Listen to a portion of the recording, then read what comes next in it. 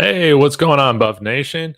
Colorado had their first padded practice yesterday, and there were a lot of great insights to this provided by Well Off Media and Reach the People. So I just wanted to get into some of my takeaways from this first practice, and I think that we're seeing a CU that's gonna play with a different style than what we've seen over the past couple of years, and this is going to be exciting to see what this new era in Coach Prime, kind of post Travis, Shador, Shiloh, all the other receivers that we had last year, like what this new era looks like.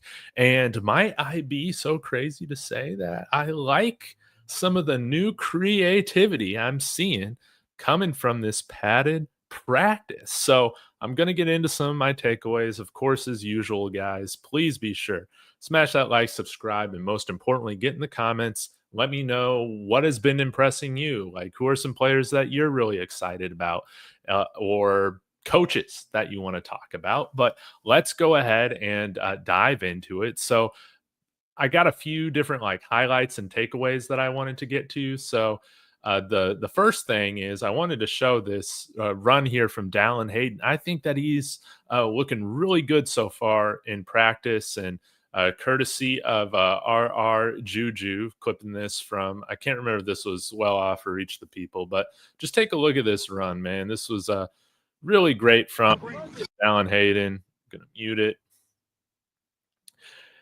Finding the hole, hitting the hole fast, decisive. That's what we like to see. And then look who is coming up, making those big blocks. A great offensive line. And there was another play, which was that TB actually? Might have been TB.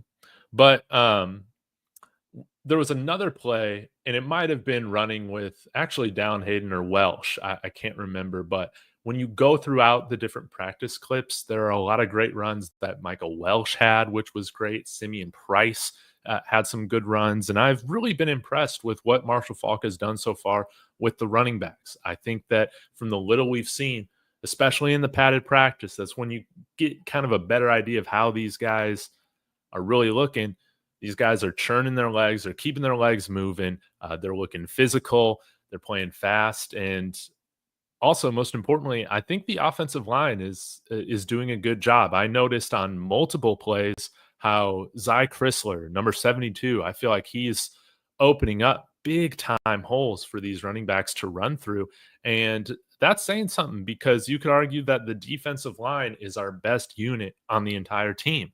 That's how I feel about it, at least. I also noticed a clip from 72 from Crysler when he was climbing up the field, getting to the second level very quickly. Help blocked. I want to say it was Amari McNeil, and then quickly got to the second level to block linebacker 37 Martavius French, and that spurred on a big time run. So I love to see that. Michael Welch looking physical, explosive. Of course, Dallan Hayden, Michael Welch are two running backs that are returning from last year. They both dealt with injury throughout last year and weren't totally 100%. So hopefully Swayze's got them looking good throughout the season. At least right now, they're looking real nice. And on top of that, I think we also are going to have a creative run game from Pat Shurmur. This is something that he spoke about a little bit as well.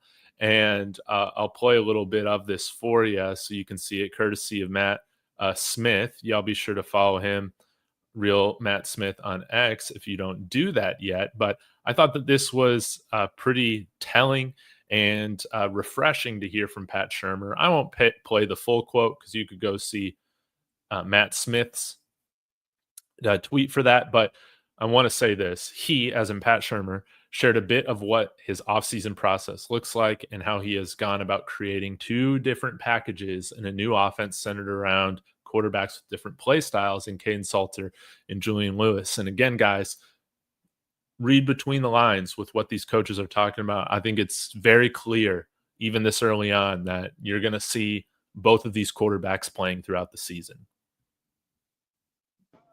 Hayden and Juju having different skill sets, how did that impact kind of building and installing this offense?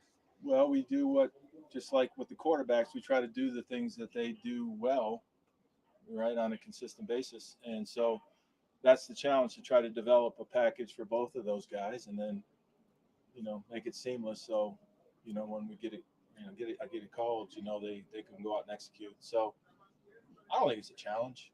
I think I'm in love with plays that work well. So, when you have a running quarterback, you study and you learn, and, we all have kind of ideas of how, types of plays, and then you just make them part of your own.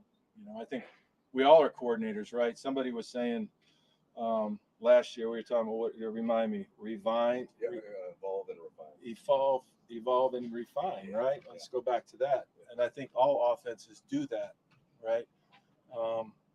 And that's why what's fun for us as coaches to watch things and ideas and try to, make them your own. And someday say, well, I was the first one to do that, when that we're all lying. Curl flat was one of the first concepts. So. All right, yeah. Then he gets into everybody running curl flat, but this is what I thought was, pretty interesting from Pat Shurmur, saying I'm in love with plays that work. And I think with Kaidon Salter, there are some really easy plays that, again, that I kind of see them as layups for this offense. And in the first padded practice yesterday, we saw some of that RPO, some of that pre-snap motion. I remember seeing like Isaiah Harge running in motion for what looked like some sort of RPO. We saw some speed option where Kaidon Salter pitched it to Micah Welch there in the red zone for a nice touchdown run. So I got to be honest, I was a little nervous. I'm like, well, are we going to see a lot of this stuff that Kaidon Salter did at Liberty? And it sounds like Pat Shurmur's integrating that into the offense quite a bit. There was also another quote that he had throughout the press conference talking about how we had, 4 NFL wide receivers last year on the roster. And obviously Shador, who's the best quarterback in college football last year. Don't get at me with that. Well, actually, feel free to get at me with that. That's what I believe.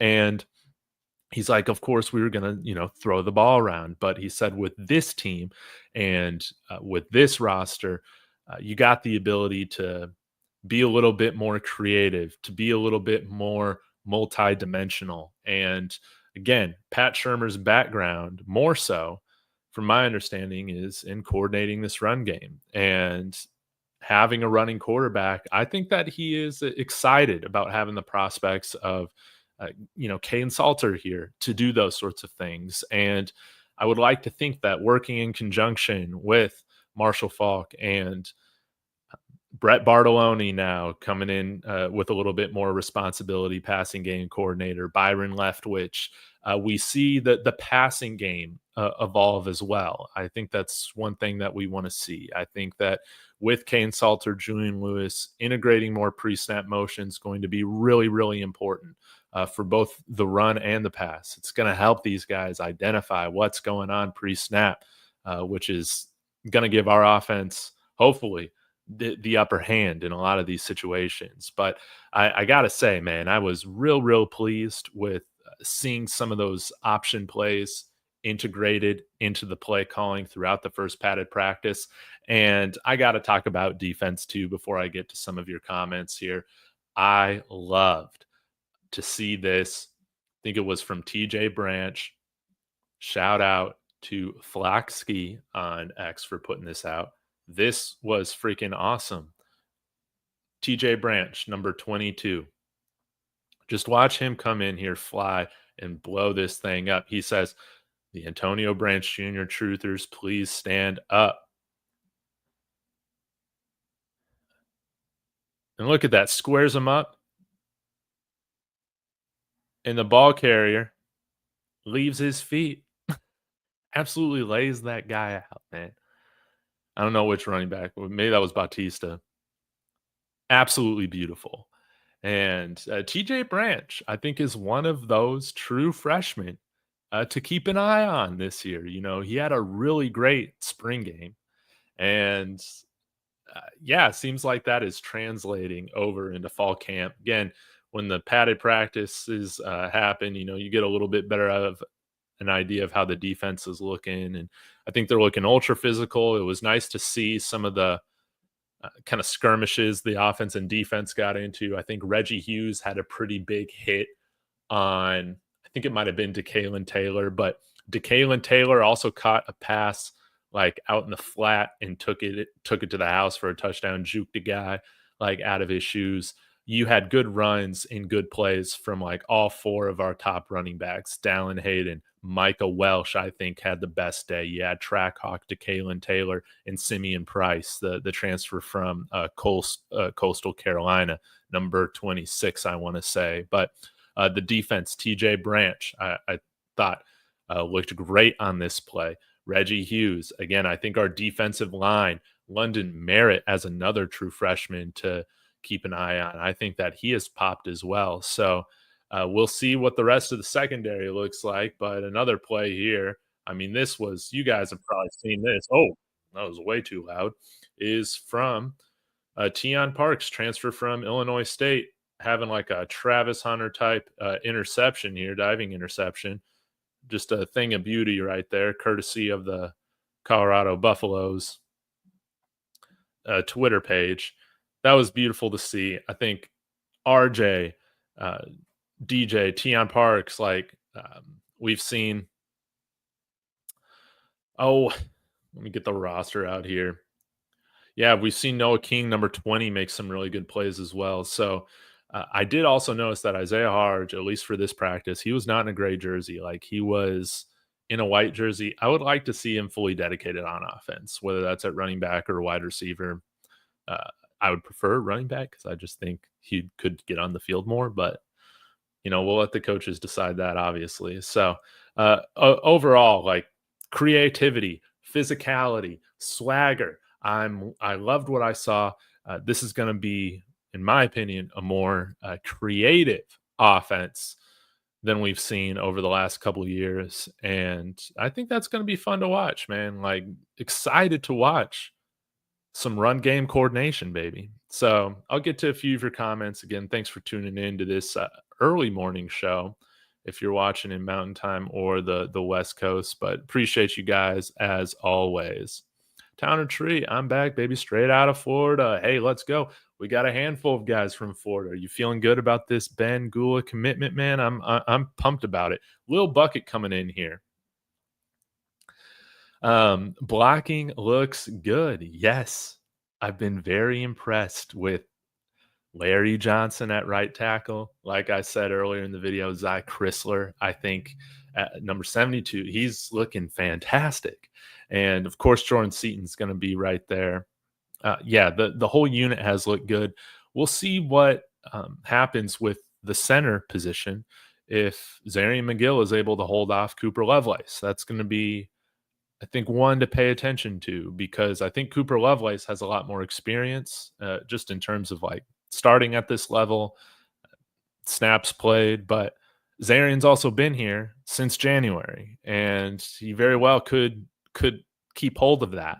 So that's going to be something else to track. But the offensive line, Lil Bucket, I got to agree with you. The blocking has looked fantastic, especially in the run game. So, yeah, D Nice saying the running game's looking real productive so far. And what I like, too, with the room is that we kind of got guys that can do some different things. I think Dallan might be the most well-rounded out of all of our backs. Micah, Welch, again, I think we're just, scratching the surface of what his potential could be. But, man, he kind of reminds me of like a Maurice Jones-Drew type of guy. Let's see if he can develop a little bit more in the receiving game working with Marshall Faulk. But I think you got to love the attitude that he's running with, right? I mean, that's what we need Micah Welch there to do. And then Dakalon Taylor has just been lightning in a bottle, like what we expected, like making these big chunk plays. You get him out in space, anything can happen. So I think it's great. Keith with the best comment of the day. Well, duh, we all love plays that work. Exactly, man. It's not rocket science, man. Sometimes I felt like we have overcomplicated things too much, right? This isn't rocket science. Let's do things that work. And we got a really good dual threat quarterback. Let's have some really simple, easy executable um, run plays with Kane Salter and some of these running backs. So it's been great to see the pitch options and speed options, all that stuff going on. Can't wait to see how this is going to play out against Georgia Tech. Now, they are a team that sees this stuff a lot because that's what their offense does. It's a lot of this option stuff. So they're going to be well prepared for it, but we're not going to be a one-dimensional team. Both Kane Salter and Julian Lewis can throw the rock too. So, but yeah, it's going to be fun to see how this run game evolves and how the playbook evolves as time goes on. Yeah, D Nice, I agree with you. Both Coach Brett Bartoloni and Coach Leftwich will have a massive input on the offense. And again, I things are going to look different from this past year, but one of the things I think that we will really benefit from is just having continuity at both of the coordinator positions going into year 2. These guys have been in a defense or in offense for multiple years now. So again, some of the plays might change, but in terms of, how you're referring to the personnel, the checks, like all those different things, how the play call is structured, like none of that is changing like crazy. So yeah, I think you're going to see a more cohesive team that will understand what's going on. And hopefully that also leads to like less penalties, which, I mean, we did see a substantial decrease in them last year, especially like the pre-snap stuff. But there was stuff every now and then that, we'd find ourselves in a rut kind of making, boneheaded mistakes. But yeah, I think being in the second year for a lot of these players is really going to benefit them. I also forgot, I wanted to shout out some of the wide receivers, man. I've been real impressed with what I've seen with our wide receiver group. They're young when it comes to a game experience, but again, the room's potential is just so talented. So not only Omari Miller is just looking like that guy, but I think JoJo Williams has looked fantastic as well. We've seen some good catches from number 9. Come on, Sincere Brown. Julian Lewis had a beautiful place pass on his back shoulder there. I think yesterday that was awesome to see. I think Hakeem Williams has made some really nice plays. So those are just a few. Of course, Quentin Gibson is already like really popping, and Draylon Miller talking about going for the number 1 on the jersey. Yeah, that would be pretty cool, man, if he's able to get it. Hey, Shirley, how you doing? Thanks for tuning in. And Gennaro, let's talk about this. This is a great talking point. We have a plethora of tight ends who have the right measurables. Yes, still haven't noticed like the true freshman tight ends right now, Zane D'Souza, Corbin Lejour. Let me know if you guys have noticed them, but they're going to be some buddies that I'm keeping an eye on, right? And Zach Atkins, I think, yeah, he's got the potential to truly be an X factor for this offense, and it's great to see him involved from early on. Again, like didn't get a ton of receiving work at Northwest Missouri State last year, but with what you saw, whether that was in game or in practice, you're like, man, this guy can run routes. Like this guy can get downfield. Maybe with some better arm talent at quarterback, he's able to get involved more, which is what he has here. So yes, Jack Hystera has been out there. He's number, I want to say 81. We got some great slot receivers here, which is, yes, number 81, 6 foot, one of the white guys in the wide receiver room. So yeah, you'll notice him. I think he will be involved in this offense as well. And then Lil Bucket, Chauncey Gooden, better than I thought he's good. Yes, Chauncey Gooden already having that college-ready body. And I think that he's pretty much a shoo-in to be a starter on the line next year, next to Jordan Seaton, which I think would be really cool. So, yeah, I think this was a great first padded practice. Now, you saw Coach Prime, kick somebody out of the meeting, or they showed up late. He said, man, don't even come in, man, leave. Who was that, man? I don't know. I don't know. One of y'all was asking me about that last night. I don't know who it was. Maybe we'll find out. Maybe we won't. But now I'm hoping that Well-Off can start to show some of the special team stuff. I'm really interested. I want to see how these kickoffs are looking with Buchanan, man. There is no excuse for us not to have kickoffs every single time going through the end zone. I want to see how the punts are looking with Damon Graves. How's he doing on these coffin corners? How's his hang time looking? Should be looking great at altitude. But special teams, man, improvement, I think, from 2023. That might have been the worst special teams unit I've ever seen in my life. Definitely improved last year, but, there were some games where it was still a big risk for us. It was a negative rather than a net zero or a positive. And 414J saying this too. Yeah, Cam Michael, number 18. Big playability, off the charts, unreal speed. I really do want to see him involved. And I don't really know how this rotation at wide receiver is going to work out in terms of like the percentages outside of like, we better be having Omari and Miller in the field as much as possible, right? But I would like to see Cam involved, whether that's at running back or wide receiver. Get our best athletes on the field as often as possible. That's how I feel about it. So thank you guys for tuning in. If we see some more videos dropped, I think the Colorado's getting ready to practice again right now. So, I'll be back talking about that. But greatly appreciate every single one of you guys. This is going to be a fun season, and I'm glad you guys are spending it with me again. So y'all have a wonderful afternoon. Let's go Buffs.